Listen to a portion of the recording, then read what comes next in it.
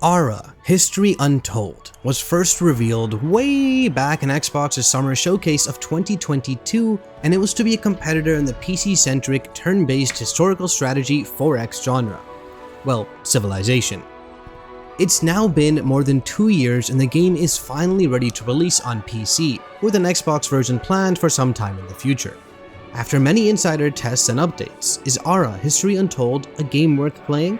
Well, that depends, but keep watching the Xbox Era review to see what we thought.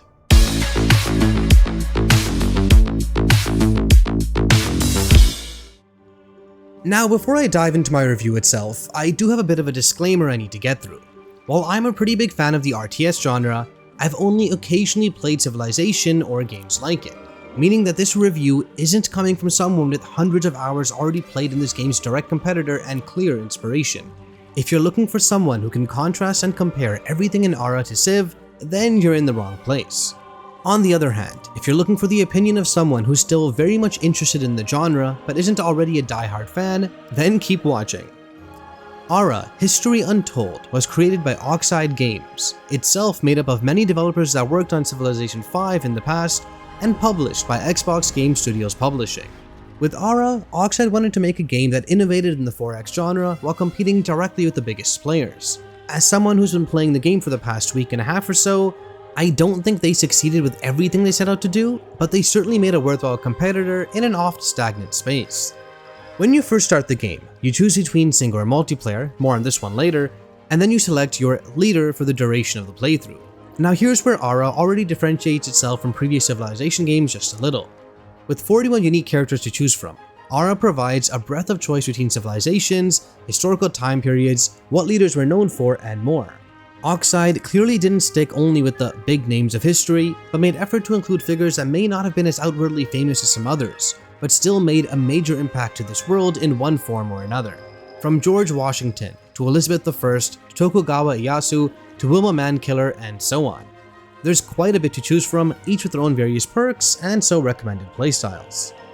Now let's dive into the game itself. While I could go over every game feature and mechanic Aura has, doing so would probably take me half an hour or more. Instead, I'm going to be taking a mostly overview approach, but still diving into some of the more interesting parts.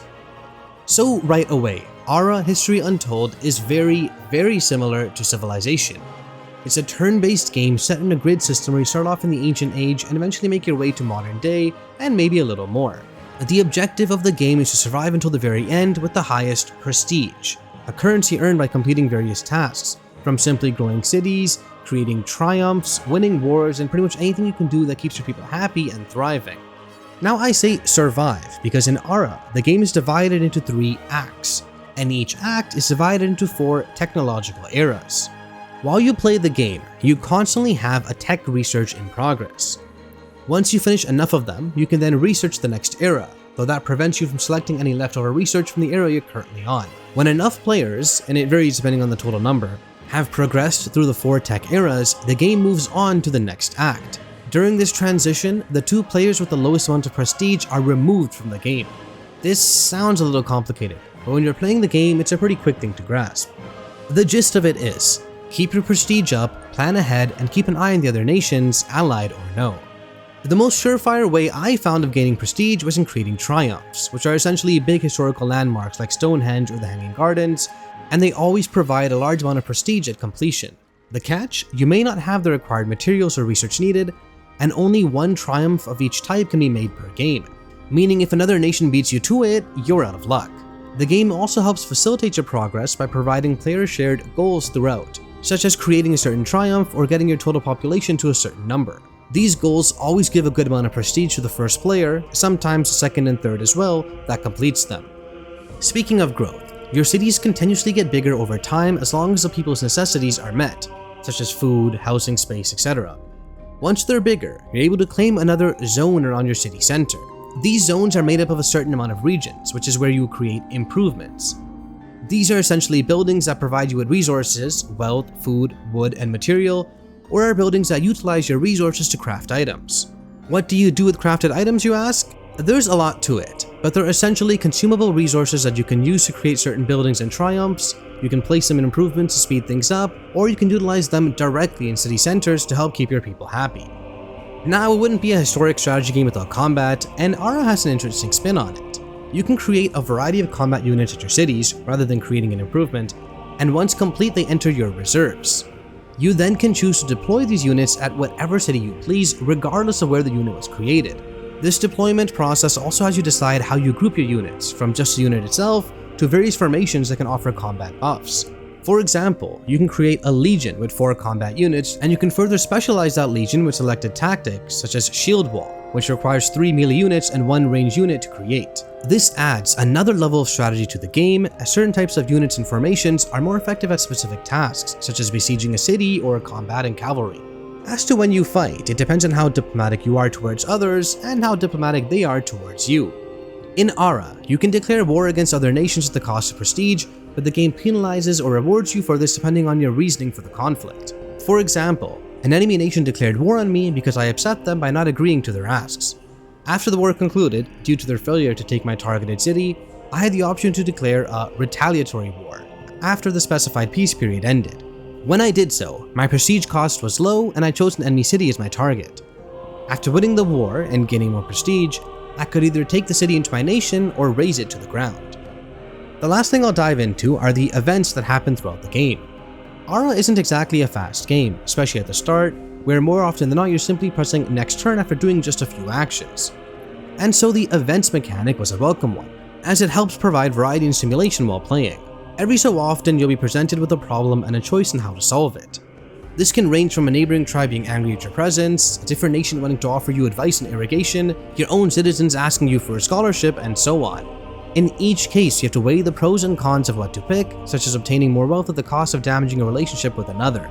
As mentioned, this system helps breathe life into the game, especially in the early stages, so it's a very welcome addition. There's of course even more to the game, such as paragons, which are historical figures that you can assign as different kinds of advisors to your nation, founding religions, changing governments, creating masterpieces, and so on. Suffice it to say, Aara History Untold has a good amount of depth and potential, where in every game you'll always find something else to improve on or master. Oxide promises that no 2 games are the same, and they're certainly not wrong. From the leader choice to the event system to the decisions you make, the games I played did feel different. But this wasn't always a good thing. Let's talk a little about the multiplayer and probably the most intriguing change in Aara compared to similar titles. Aara History Untold uses a simultaneous turn system, meaning rather than having to constantly wait for others to complete their actions, everyone does their turn at the same time. You choose what you want to do, from moving units to creating buildings to claiming new regions and more, and then you simply end your turn. While the player base during the review period was, of course, pretty small, making multiplayer difficult to test, I was able to play a game with a friend to get an idea of how it worked. In multiplayer, you can choose how long players have to complete their turns, which can help keep things moving, but I found that even the default times were a little too slow. In the game I was playing with my friend, the first 120 turns or so passed by without much happening. I simply expanded my nation, met a few tribes, sent my scout to explore and pick up caches of resources, etc., but I had no battles or conflicts. Heck, I didn't even meet another nation until turn 50 or so. This was in stark contrast to the solo games I played, which felt much faster paced and full of action. This could have been in part due to the difficulty I selected this time around.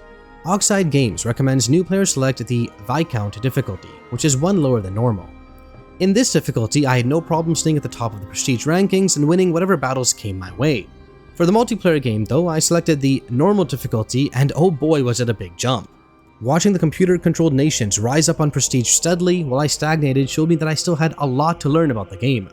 More than that though, the game became a desperate struggle to stay out of the bottom 2 on the list and survive into the next act. Fortunately, I was able to just barely do so through the creations of a few triumphs. My friend, on the other hand, wasn't so lucky and was removed from the game at the start of Act 2. Speaking of, something pretty cool Aara does is that lost civilizations leave ruins at their previous locations. These ruins can be opened by scouts to obtain resources, though they're often protected by bands of roaming enemies. Now, while this game feeling slower could have been attributed to the difficulty I selected, playing with other people also does add an element of lag to the game, where you need to wait for everyone to finish their turn, then wait for their turn to be processed in the server before finally starting the next one. Compared to single player, it feels a fair bit slower. But I imagine when compared to multiplayer in a game like Civ where each turn is done separately, it's still much faster overall. The last thing I'll mention about multiplayer is that Oxide Games certainly tried to make the process as painless as possible. You can start a multiplayer game with only 1 or 2 other real people, or even just all AIs, but others can see your game as it's being played on the Join Game list. From there, they can join in on your game by taking the place of an AI-controlled player, even if the game is hundreds of turns in. On top of that, you can go AFK if needed, and an AI will continue your actions, letting the game progress until you return. All in all, multiplayer seems well thought out and full of quality of life features. However, keep in mind, I wasn't able to test this in depth during my review time, as there simply weren't enough multiplayer games available to join, and no one ended up joining mine. While Aura History Untold certainly doesn't look bad, it also didn't blow me away in the visuals at all. The game shares a cartoony style for the leaders from some other games in the genre, which works well, and the map can be zoomed in quite a bit to really get an idea of what your building, citizens, or soldiers in battle are doing. The game prioritizes function and readability over other things, which I appreciated, especially with the optional overlays, such as seeing the resources of each zone. But at the same time, it's hard not to think the game is smaller than other titles, with limited dialogue from other nations, and only a 2D marker to denote your units as they travel around the map, unless you really zoom in. Overall, the visuals do their job in providing instant readability while still maintaining a specific identity throughout. Sadly, these so-so visuals seem to have come at a large cost. While I didn't come across any obvious bugs or the like, the performance of the game itself was hit or miss.